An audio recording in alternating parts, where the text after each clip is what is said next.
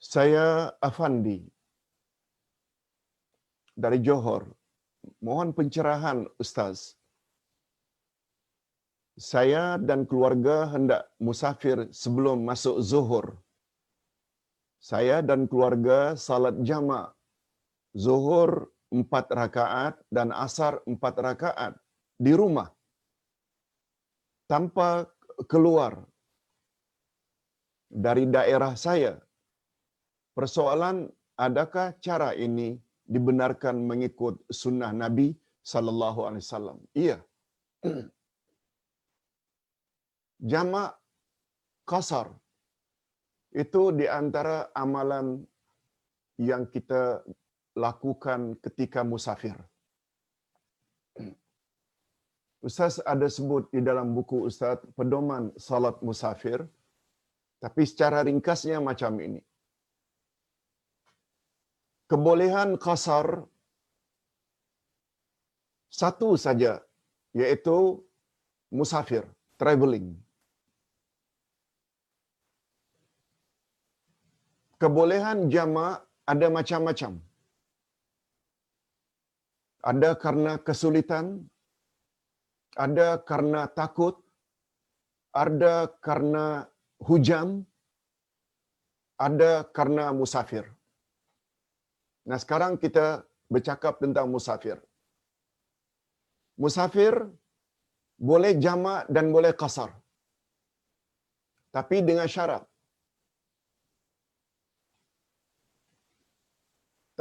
syarat. Bila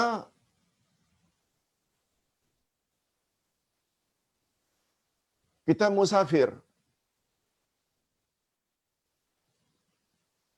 kita berangkat dahulu, umpamanya jam 12 kita berangkat dari rumah Kuala Lumpur. Jam 12. Jam 1, 1:30 sampai di KLIA. Di airport. Masuk waktu zuhur. Lalu di KLIA airport kita salat zuhur 2, asar 2. Boleh. Pertama, kita buat jamak karena kita musafir. Yang kedua, kita buat qasar karena kita telah keluar dari rumah. Tetapi bila kita berangkat dari rumah jam 2, zuhur dah masuk. Kita boleh buat zuhur dan asar di rumah, tapi dengan syarat 4-4. Bila ditanya mengapa? Karena kita belum keluar dari rumah. Karena kita belum keluar dari rumah. Kita masih lagi berada dalam kawasan. Begitu juga andai kata jam 1, kita berangkat dari rumah. Belum masuk waktu zuhur. Lalu sampai dinilai perjalanan menuju airport. Sampai dinilai masuk waktu zuhur. Di situ kita boleh buat zuhur 2, asar 2. Apa sebab? Pertama, kita musafir nak menuju ke LIA. Yang kedua, kita sudah keluar kawasan sungai. Sungai Besi. Kalau Ustaz di Sungai Besi, nilai itu bukan Sungai Besi lagi. Bukan Kuala Lumpur lagi. Sudah luar kawasan, boleh buat 2-2. Wallahu a'lam. Pertanyaan yang kedua. Sebelum Ustaz masuk ke pertanyaan Facebook,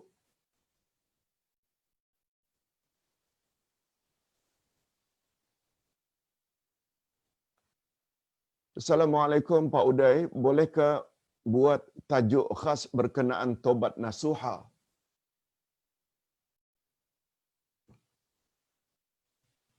Ustaz tidak dapat buat tajuk khas sebab mula hari raya haji ini kita dah buat berdasarkan kitab yang Ustaz telah ajar di setiap zon, dan setiap zon minta supaya Ustaz mengajar sebagai sambungan dari pelajaran mereka. Namun demikian, Ustaz ingin penuhi apa itu taubat nasuha, Ustaz?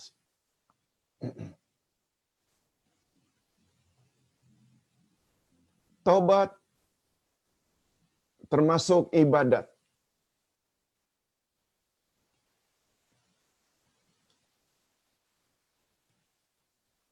Sebab taubat hendaklah ditujukan kepada Allah Azza wa Jalla. Kesalahan-kesalahan kita kepada Allah, kita tidak boleh minta diampuni oleh makhluk sebagaimana amalan orang-orang Nasrani Kristian. Bila berdosa, datang ke gereja, buat pengakuan, tidak. Islam, taubat mesti ditujukan kepada Allah. Cuma taubat yang diterima oleh Allah mesti taubat nasuha. Taubat nasuha ada 3 syaratnya. Seperti minum arak. Adalah larangan daripada Allah. Pertama, tinggalkan. Iqla' maknanya tinggalkan minum arak. Yang kedua, an-nadam, menyesal. Menyesal. Karena dulu barangkali jahil atau terlalu ikut hawa nafsu, tinggalkan. Menyesal. Dan yang ketiga, azam, al-azmu, bercita-cita kuat untuk tidak mengulanginya lagi dosa yang sama pada masa hadapan. Itu namanya taubat nasuha. Taubat nasuha maknanya taubat yang ikhlas. Bila dosa kita terhadap Allah termasuk dosa syirik, tinggalkan syirik yang selama ini suka pergi ke bomo, percaya ramalan bomo terhadap sesuatu yang dikhabarkan oleh bomo, tinggalkan, jangan datangi bomo lagi. Yang kedua, menyesal sebab dulu jahil, kurang ilmu. Yang ketiga, berazam untuk tidak datang lagi bomo-bomo yang mengamalkan syirik. Ustaz pernah sebut sebelum ini, bomo, dukun yang jika merawat dengan rawatan ruqyah, bacaan-bacaan Quran, itu tak mengapa. Bukan semua bomo itu melakukan syirik. Tapi yang jelas, percaya ramalan bomo terhadap perkara future, dia boleh membawa kepada syirik. Apalagi bomo tersebut mensyaratkan awak perlu pakai tangkal, awak perlu ini dan itu, yang itu dan itu syarat-syaratnya. Nah, itu boleh membawa kepada syirik. Tinggalkan syirik, menyesal dan berjanji tidak akan mengulanginya lagi. Ini tobat namanya tobat nasuha. Dan apabila ada kaitannya dengan manusia lain, nah syarat yang keempat, mesti pulangkan barangan orang lain atau mesti minta maaf kepada mereka karena pernah mencaci mereka, memfitnah mereka, kena minta maaf. Ini syaratnya. Dan satu lagi, apabila kita menyebar ajaran-ajaran salah, sesat, umpamanya unsur syirik, khurafat, bid'ah, kita hendaklah mengisytiharkan bahawa kita sudah meninggalkan perkara itu. Umpamanya kita telah mengajar ajaran-ajaran yang boleh membawa kepada kesesatan, zikir-zikir tertentu, cara berzikir tertentu, ada unsur-unsur syirik dan khurafat. Umpamanya kita mengajar, contoh sajalah, kita mengajar ajaran Syiah, dan ajaran Syiah itu adalah ajaran yang sesat. Sebab sangat berbeza dengan golongan yang selamat, Ahlus Sunnah wal Jamaah. Semua kita tahu, oleh sebab itu kita kena isytiharkan bahawa kita telah tobat daripada ajaran tersebut. Ini sekedar jawaban singkat tentang tobat. Ingat, tobat dituntut melebihi daripada tuntutan terhadap ibadat. Ustaz selalu sebut pada ayat 112 surat At-Taubah, Allah Subhanahu wa taala menyebut at-taibuna al-abiduna as-saihun al-hamidun as-saihun, sesungguhnya orang-orang yang bertobat dan orang-orang yang beribadat dan orang-orang yang memuji Allah dan orang-orang yang berpuasa atau orang-orang yang mengembara, semuanya mereka itu adalah golongan orang-orang yang beriman. Kata ulama tafsir, Allah sebut at-taibun, orang-orang yang tobat, kemudian disusuli dengan al-abidun. Ini memberi makna tobat hendaklah didahulukan daripada beribadat. Hadirin dan hadirat serta para pemirsa yang saya hormati, bila ditanya mengapa tobat mesti didahulukan dari ibadat, sebab ada kemungkinan jika pada kita ada dosa-dosa yang bila kita tidak tobat, dia boleh mengakibatkan amal saleh kita semuanya akan musnah dan hancur, tidak ada value di sisi Allah Azza wa Jalla. Sebagai contoh, kita beribadat, puasa, zakat, haji, umrah, berkali-kali baca Quran, setiap 3 bulan khatam. Tapi di dada masih ada syirik. Syirik besar. Sebagai contoh, syirik sifat. Apa dia syirik sifat? Iaitu menyamakan sifat Allah dengan sifat bomo. Allah tahu perkara gaib, bomo, dukun juga tahu perkara gaib. Itu namanya syirik sifat. Dan syirik sifat adalah syirik besar. Syirik besar boleh mengakibatkan semua amal saleh kita tidak ada nilai di sisi Allah. Kita boleh lihat ayat 65 dari surat Az-Zumar. La in asyrakta la yahbatanna amaluk wa la takunanna minal khasirin. Bila kamu terlibat dengan syirik, niscaya hancur musnah segala amalan kamu dan di akhirat nanti kamu pasti termasuk orang-orang yang rugi. Nah, hadirin dan hadirat rahimakumullah. Ustaz cuba menjawab hari ini beberapa pertanyaan. Pertama sekali, di sini dihimpun ada 8 pertanyaan. Otai safar. Apakah yang dimaksudkan dengan takut pada Allah? Adakah melarikan diri dari sesuatu yang kita takuti? Hadirin dan hadirat, takut kepada Allah tak sama dengan takut dari harimau.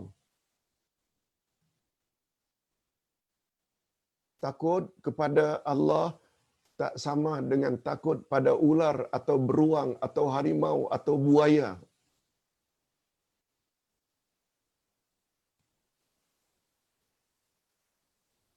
Kita perlu tahu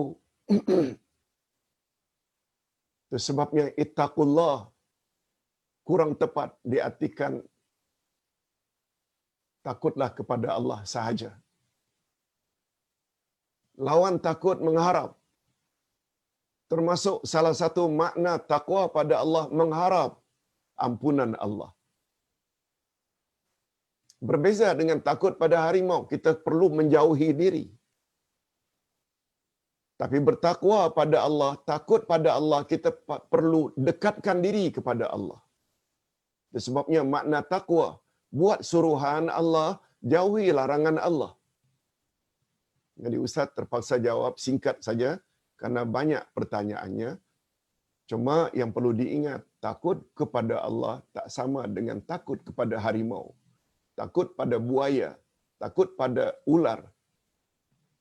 Takut kepada buaya, ular, singa, beruang, kita mesti menjauhkan diri daripada dipatuk, dicakar, diterkam. Tapi takut kepada Allah justru kita disuruh supaya mendekatkan diri kepada Allah Azza wa Jalla.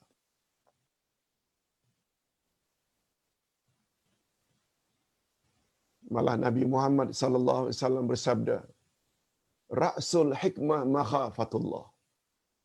Kemuncak kebijaksanaan seseorang itu sangat terletak sampai di mana rasa takutnya pada Allah.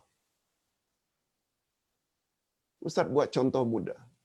Betul tak semua kita adalah Abdullah? Semua kita adalah hamba Allah. Bukan yang bernama Abdullah saja ya.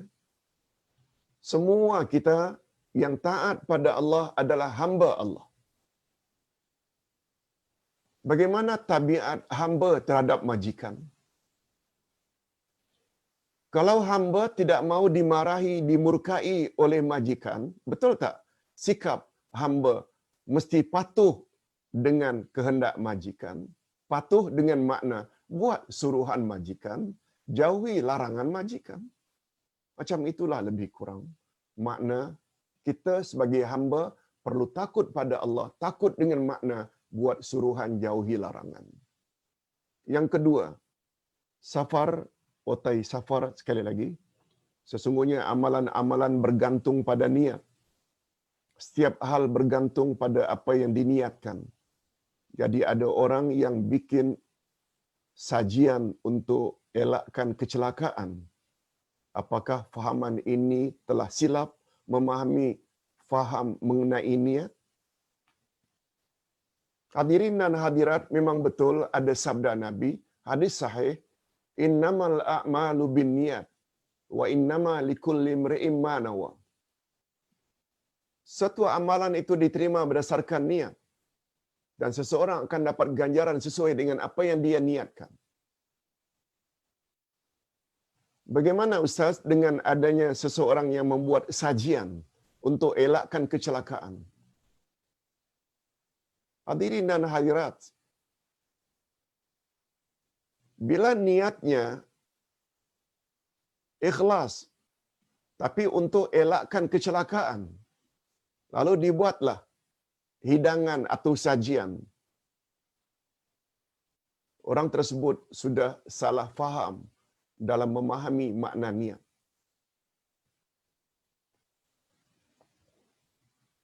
Ustaz buat contoh. Seseorang kontraktor dapat tender untuk membuat jembatan menyeberangi sungai.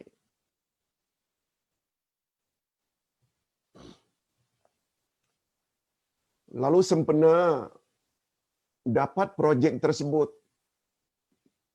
dibuat hidangan, disembelih lembu untuk orang kampung makan.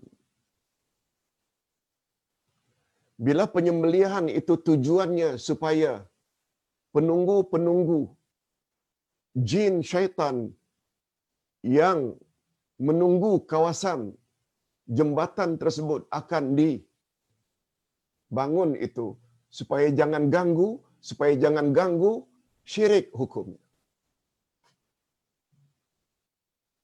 Tetapi apabila niatnya, ini tergantung niatnya, bukan karena takut jin syaitan akan mengganggu projek tersebut berjalan, bukan. Tetapi bila ada projek tentu saja mengganggu orang kampung.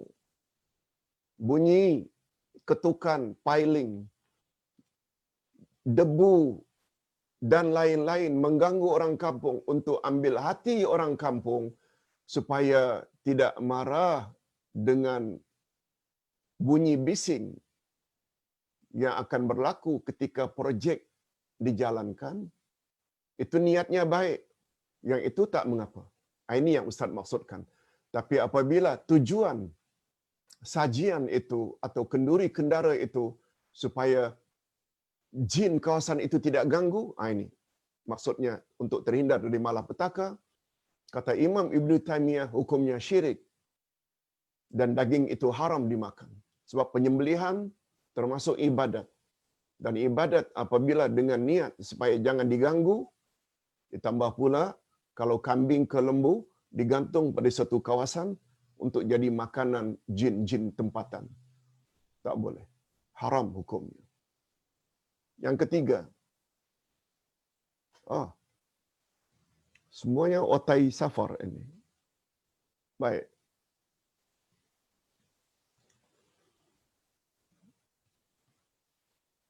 Begitu juga dengan ayat, sesiapa yang inginkan dunia, maka hendaklah berilmu. Sesiapa yang hendak akhirat, maka hendaklah dengan ilmu.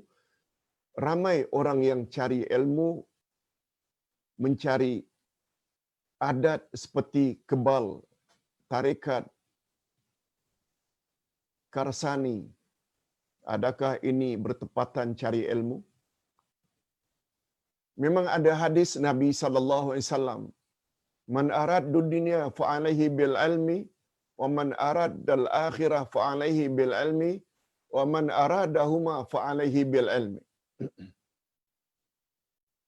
Siapa ingin mendapat kejayaan di dunia hendaklah dengan ilmu. Barang siapa ingin mendapat kejayaan di akhirat hendaklah dengan ilmu. Barang siapa mengharap kedua-duanya, dunia dan akhirat, hendaklah dengan ilmu. Memang ada. Tapi hadis itu dinilai dhaif. Hadis itu lemah. Walaupun maknanya betul. Untuk mendapat kejayaan di dunia, mestilah ada ilmu. Barulah dapat pekerjaan yang memuaskan, gaji yang memuaskan dengan ilmu. Ada BA, ada MA, ada PhD. Tak salah. Untuk mendapat kesempurnaan ibadat kita, terutama akidah, ibadat, akhlak, mesti dengan ilmu untuk akhirat. Untuk masuk syurga. Malah Nabi kata, siapa bersungguh-sungguh pergi ke suatu majlis ilmu, niscaya Allah permudahkan baginya jalan ke syurga. Ilmu. Jadi untuk dunia ke agar berjaya, akhirat ke agar berjaya, perlu dengan ilmu. Cuma jangan gunakan hadis itu lalu menyandarkan itu Nabi yang ucap. Sebab kata ulama hadis, hadis itu dhaif. Walaupun kita tak nafikan maknanya betul. Macamlah Ustaz sebutkan baru-baru ini. Mulailah makananmu dengan mencicip garam. Akhirilah makanmu dengan mencicip garam. Hadis dhaif. Malah salah seorang daripada periwayatnya, Hamdan bin Amr, adalah pendusta. Bila kita nak makan garam, silakan makan. Barangkali ada faedahnya. Tapi mengaitkan makan garam lebih dahulu, mengakhiri makanan dengan garam, dikaitkan dengan Nabi, itu tak boleh. Dia dua yang berbeza. Keperluan kita kepada ilmu dunia akhirat memang kita tak nafikan, tapi mengaitkan hadis itu dengan Nabi, tak boleh. Sebab hadisnya dhaif. Betul? Adapun bila seseorang mengaitkan atau belajar untuk dunianya supaya kebal, supaya ini, itu sudah lari daripada matlamat. Matlamat kita belajar. Sebab andai kata ilmu kebal ini dibolehkan, paling utamalah Nabi Muhammad sallallahu alaihi wasallam berikan ilmu kebal kepada para sahabat ketika perang Badar.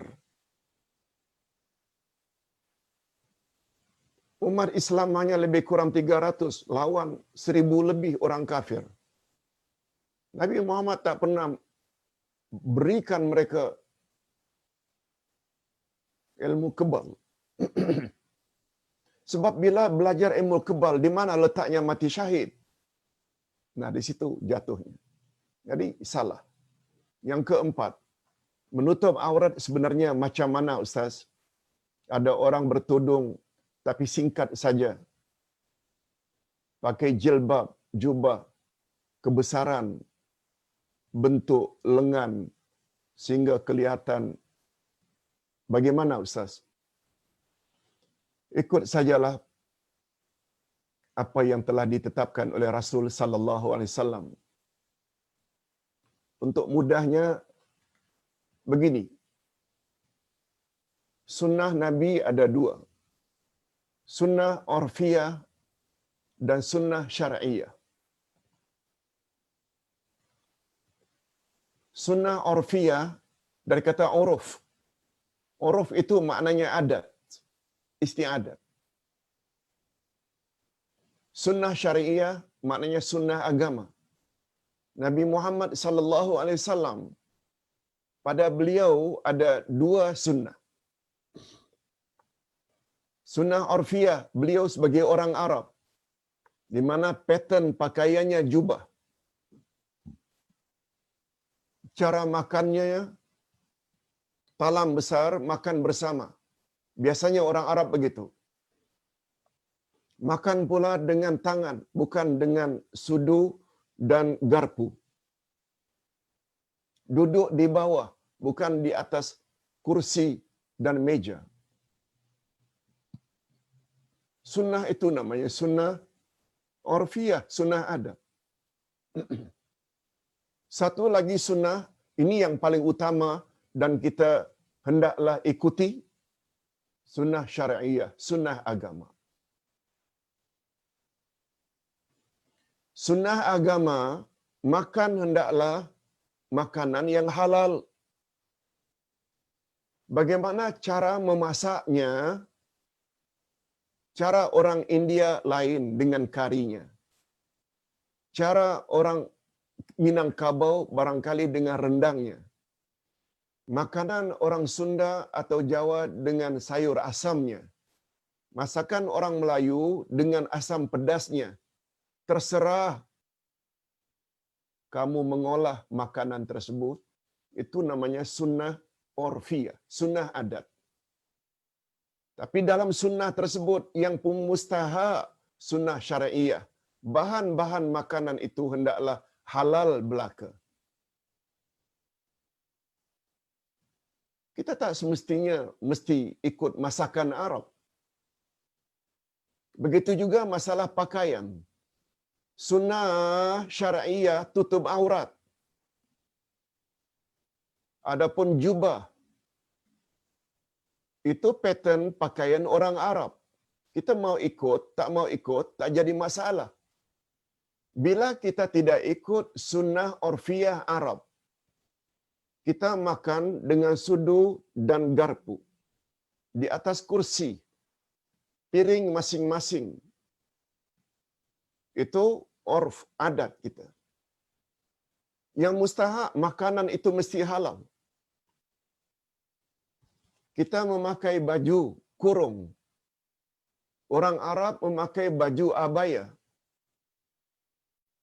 Yang penting tutup aurat. Jangan sampai terdedah aurat. Macam mana patternnya orang Lebanon lain. Orang Mauritania lain. Orang Sudan lain. Orang Arab Saudi lain. Itu masalah pattern. Pattern adalah orfiyah. Boleh ikut, boleh tidak ikut. Tapi yang mustahak adalah menutup aurat. Menutup aurat itu sunnah syariah. Kita teruskan. Ustaz, bukankah waktu salat asar tadi yang Ustaz cakap masih dalam waktu? Hadirin dan hadirat rahimakumullah.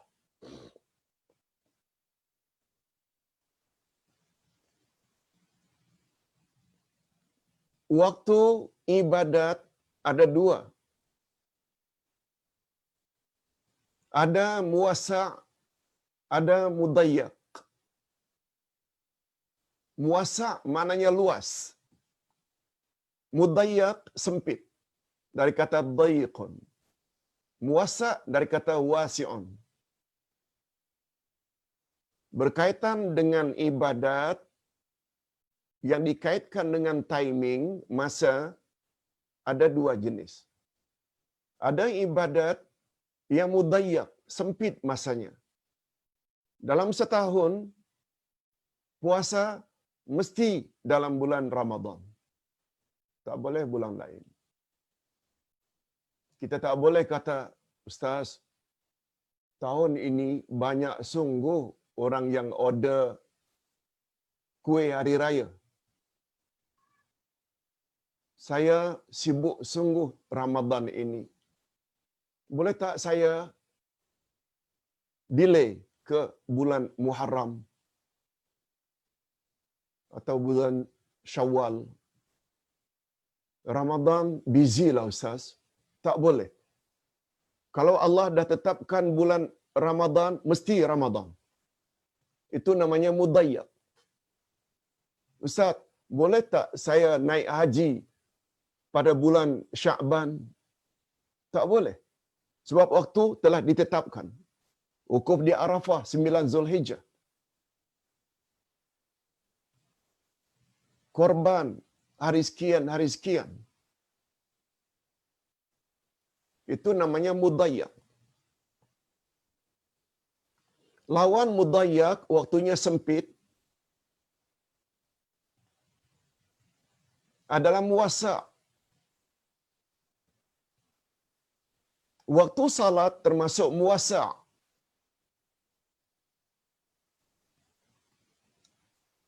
Jam 7.30, 7.30 petang, masuk waktu maghrib. Berakhir maghrib, bila azan asar, lebih kurang 8.45.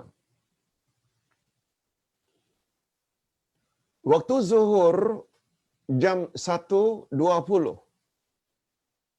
Asar masuk jam 4.40. Itu muasa. Mau buat zuhur jam 2 boleh, tak buat zuhur jam 3 boleh, jam 4 boleh. Salat asar juga muasa. Bukankah 4.45 azan asar? Dia berakhir hingga jam 7.30 petang. Bukankah itu muasa, Ustaz? Kita tak buat jam 5 boleh, 5.30 boleh, 6 boleh, 6.30 boleh, 7 boleh, 7.20 boleh. Betul. Muasa. Tapi special untuk asar. Nabi berpesan. Allah berpesan. Peliharalah salat-salatmu yang 5 dan salat asar. Apa maknanya?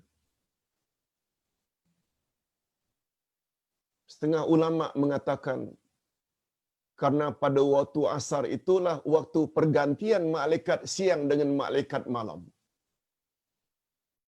Malaikat siang yang bertugas daripada terbit fajar hingga asar akan naik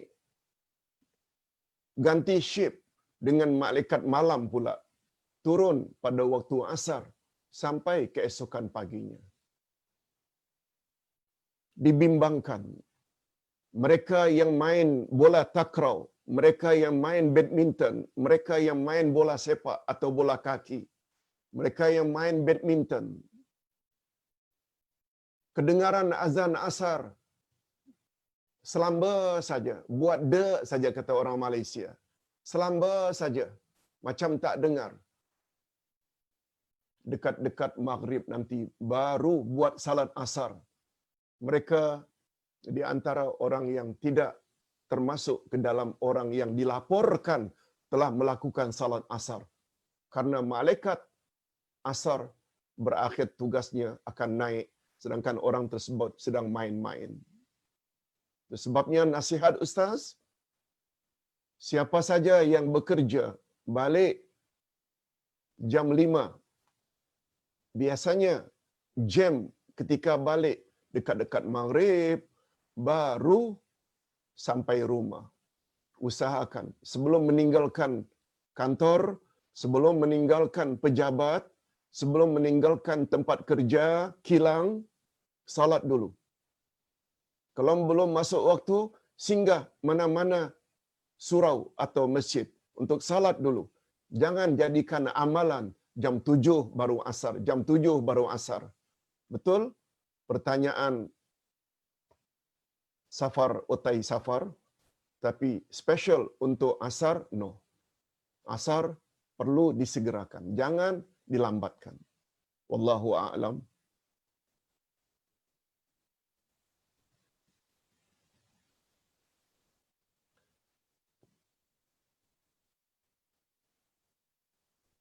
Yang keenam, Allahumma. Al-Hawariyun itu apa, Ustaz? Oh, maaf tadi lambat masuk atau lambat dengar. Hadirin dan hadirat, Ustaz ulang sekali lagi, khasnya yang terlambat. Hawariyun itu bentuk plural, jamak. Singularnya hawari.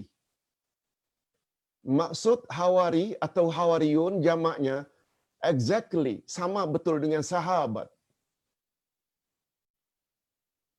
Kawan, teman yang dekat. Sebagaimana Abu Bakar, Umar, Uthman, Ali dikenal sebagai kawan dekat Nabi Muhammad sallallahu alaihi wasallam. Orang-orang dekat dengan Nabi Isa bukan dipanggil sahabat, tapi hawari, yang jamaknya hawariyun. Mudah-mudahan kita boleh faham. Dija, soalan Ustaz. Assalamualaikum. Hidangan yang diminta ni sama dengan sambutan orang Kristian first supper sekarang ke? Wallahu a'lam. Oh, Ustaz tidak ada ilmu tentang apa yang orang Kristian hari ini lakukan. Mungkin juga sebab ada tadi kata-kata daripada Hawariun supaya kami boleh sampaikan perkara ini kepada orang-orang yang tidak mengalami peristiwa ini. Mungkin juga lalu diikuti oleh orang-orang Kristian sampai hari ini. Satu perkara yang Ustaz tadi lupa tidak sebut. Al-Ma'idah, hidangan dari langit yang terdiri dari manna dan salwa ini, ada yang mengatakan manisan, ada yang mengatakan dia adalah burung puyuh, bukan hanya diturunkan untuk umat Nabi Isa alaihissalam, tapi jauh sebelum itu. 1800 tahun sebelum itu juga telah diminta oleh Bani Israel kepada Nabi Musa. Nabi Musa juga diturunkan oleh Allah Al-Ma'idah, hidangan dari langit. Yang hidangan itu diturunkan ialah bersamaan dengan turunnya embun waktu pagi. Embun turun pada waktu pagi, bersamaan dengan embun itu turunlah Al-Ma'idah, makanan tadi. Yang dengan syarat boleh diambil hanya untuk satu hari saja. Bagi umat Nabi Musa untuk keperluan satu hari sahaja, kecuali hari Jumaat. Bila diturunkan pada hari Jumaat, Al-Ma'idah atau hidangan dari langit boleh diambil untuk 2 hari bagi umat Nabi Musa. Apa sebab? Karena hari Sabtu bagi orang Yahudi ditetapkan hanya untuk beribadat sahaja. Beribadat sahaja. Jadi makanan perlu diambil pada pagi Jumaat untuk 2 hari, Jumaat dan Sabtu. Nah, itu sebagai tambahan bahawa Al-Ma'idah bukan saja mukjizat Nabi Musa, tapi juga mukjizat untuk Nabi Isa. Wallahu a'lam. Adapun tentang apa yang orang Kristian hari ini lakukan dengan istilah tadi, apa dia? Supper. Wallahu a'lam. First supper. Wallahu a'lam. Minta maaf, Ustaz tidak ada ilmu tentang itu. Ju Dijah sekali lagi bertanya, Ustaz, salat sesudah uduk itu niatnya macam mana ya? Niat salat sesudah uduk ke? Yes. Ulama fiqh menamakan salat sesudah uduk ini dengan salatut tahur. Salatut tahur. Tahur dari kata taharah. Taharah itu kan maknanya bersuci. Jadi salat sunat tahur itu salat setelah uduk, itu maksudnya. Boleh dalam hati, tak sebut tahur pun tak apa. Seperti yang ditanya, aku salat sunat sesudah uduk 2 rakaat karena Allah Ta'ala lintasan dalam hati, lalu kita sengajakan takbir Allahu Akbar. Tak perlu disebut, tak perlu disebut. Sebab ulama fiqh sependapat, maka niyah al-qalbu. Tempatnya niat adalah hati, bukan diucap. Usalli sunnata salatut tahur lillahi ta'ala. Tak perlu, tak perlu. Cukup dalam hati saja. Niat disepakati oleh ulama fiqh, maka niyah al-qalbu. Makan maknanya tempat niat adalah hati. Ada saja dalam hati, sebelum kita takbir, sudah cukup. Allahu Akbar. Berikutnya,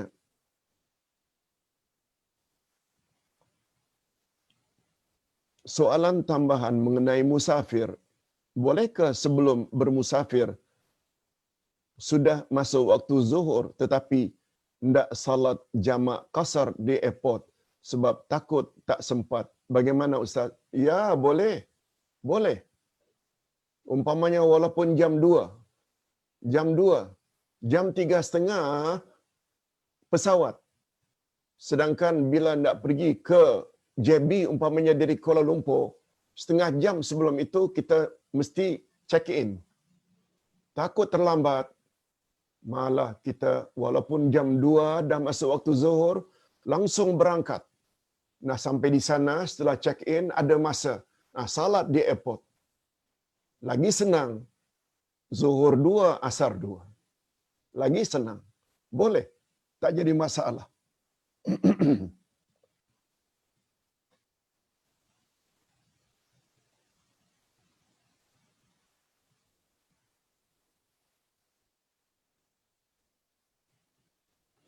Yang ke-10, second last. Ummu Atifah. Assalamualaikum Ustaz, saya ingin bertanya tentang amalan masyarakat kita memasak bubur Ashura pada 10 Muharram. Apa hukumnya Ustaz? Terima kasih. Hadirin dan hadirat rahimakumullah. Ustaz pernah baca kisah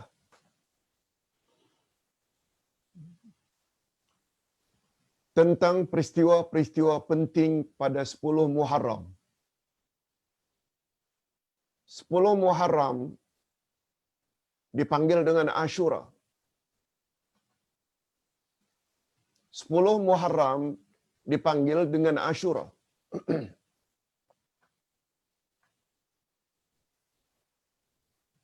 Kalau pada 10 pertama bulan Zulhijjah ada keistimewaannya yaitu puasa hari Arafah. 10 pertama ini tak lama lagi kita akan masuk. 10 pertama bulan Muharram juga sangat istimewa. Kata para ulama, ada 3/10 yang sangat istimewa. Apa dia 3/10 yang sangat istimewa? 10 akhir bulan Ramadan. Keistimewaannya pada salah satu malam itu namanya Lailatul Qadar. 10 pertama bulan Zulhijjah baru kita lalui. Karena pada 10 hari pertama bulan Zulhijjah ada hari Arafah. Yang ketiga, 10 pertama bulan Muharram. Karena 10 Muharram itu ada hari Ashura. Ashura dari perkataan asyara, yaitu 10.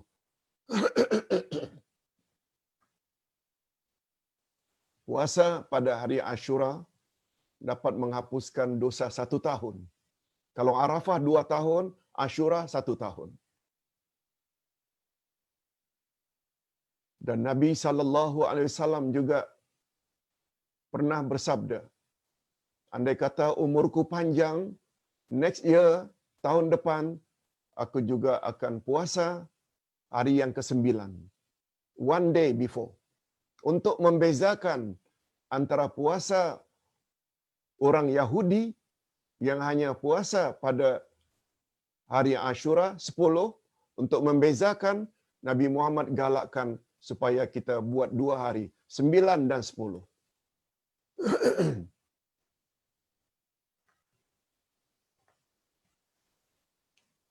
Nabi Muhammad sallallahu alaihi wasallam ketika hijrah dari Mekah ke Madinah, beliau dapati orang Yahudi Madinah puasa Ashura.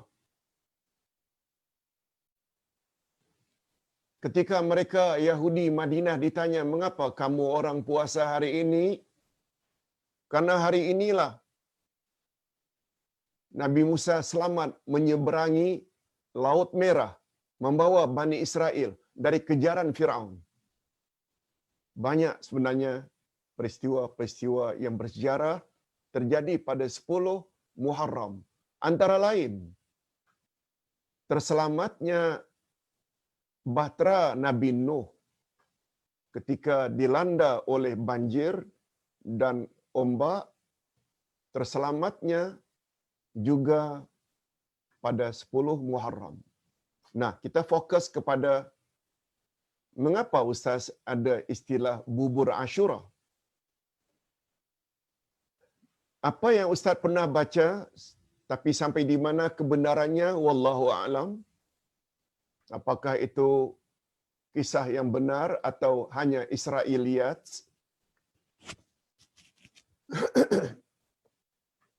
Sikap kita umat Islam terhadap Israiliyat ada 3. bila ia bercanggah dengan ajaran Islam, kita kena tolak. Seperti umpamanya mendakwa Nabi Ayub telah diserang oleh penyakit kudis sehingga busuk baunya bagikan bangkai, itu kita kena tolak, itu tak betul.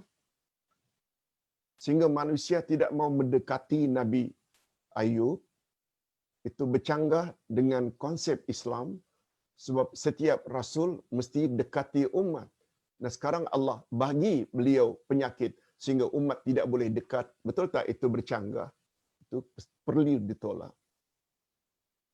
Selagi kisah-kisah Israiliyat yang bersesuaian dengan agama boleh terima, tak ada masalah. Bila ia menyangkut kisah Nabi-Nabi terdahulu, seperti bubur Ashura ini, andai kata itu Israiliyat,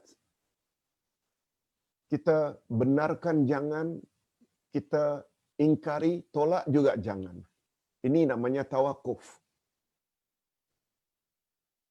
Okey. Dari mana datangnya Ustaz bubur Ashura?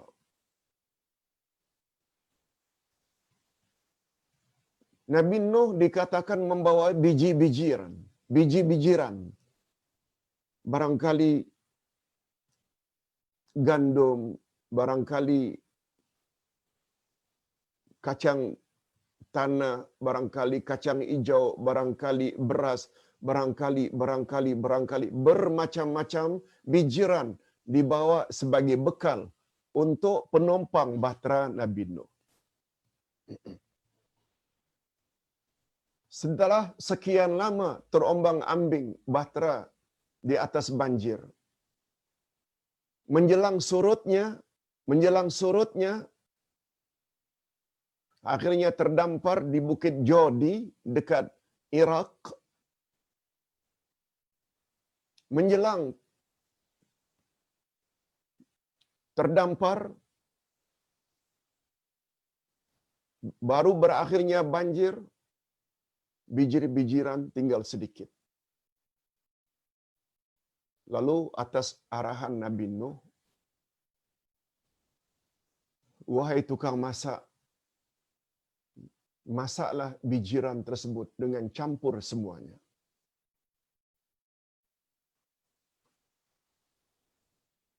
Bila dimasak, dicampur semua bijiran-bijiran tadi, alhamdulillah, dengan berkat daripada Allah Azza wa Jalla, seluruh penumpang dapat memakannya. Ustaz pernah baca, kononnya itulah bermulanya cerita bubur Ashura. Itulah bermulanya cerita bubur Ashura. Tentang benar atau tidak, wallahu a'lam. Tak usah kita dalam-dalami sangat. Oleh sebab itu, bila kita ingin buat bubur Ashura, tak mengapa, itu makanan. Macam yang kita sebutkan tadi, sunnah ada orfiyah, ada syara'iyah. Itu makanan kita. Seperti umpamanya setiap orang di Asia Tenggara, khasnya Malaysia dan Indonesia, terutama di Riau, Batam, tak pernah tinggal bubur lambuk. Barangkali tidak dikenal oleh orang di Irian, orang di Jawa, mungkin orang di Aceh. Tapi bagi kita, ini namanya sunnah orfiyah, adat. Boleh kita kekalkan. Boleh kita kekalkan. Asalkan bahannya halal. Wallahu a'lam. Nah, yang terakhir, bubur Ashura sudah. Latifah, Dato' Latifah Hasan. Assalamualaikum. Ustaz, nak tanya, adakah ditafsirkan bagaimana Allah menurunkan hidangan yang dimohon oleh Hawariyun itu? Nah, Ustaz kalau tak salah dah sebut tadi. Sebagai tambahan saja, bagus juga pertanyaan Dato'. Macam mana dia turun Ustaz? Dalam bentuk hidangan dengan talam ke, dengan pinggan ke, dengan macam-macam. Pertama, Ustaz dah sebut, makanan itu bentuknya dua, iaitu manna dan salwa. Manna itu burung puyuh, salwa itu manisan. Ada pula yang mengartikan terbalik. Ini manisan, yang ini burung puyuh. Okey, itu yang Ustaz ingin sebut jenis makanan itu. Sehingga sebagai tambahan lagi, ini umat Nabi Musa ya, yang degil. Setelah manna dan salwa itu turun, mereka minta lagi, ya Musa, mintalah Tuhanmu turunkan yang lain pula. Kami jemulah, mana salwa, mana salwa, mana salwa. Bosanlah. Nah, itu menyebabkan akhirnya Allah murka. Sebab mereka tak habis-habis meminta.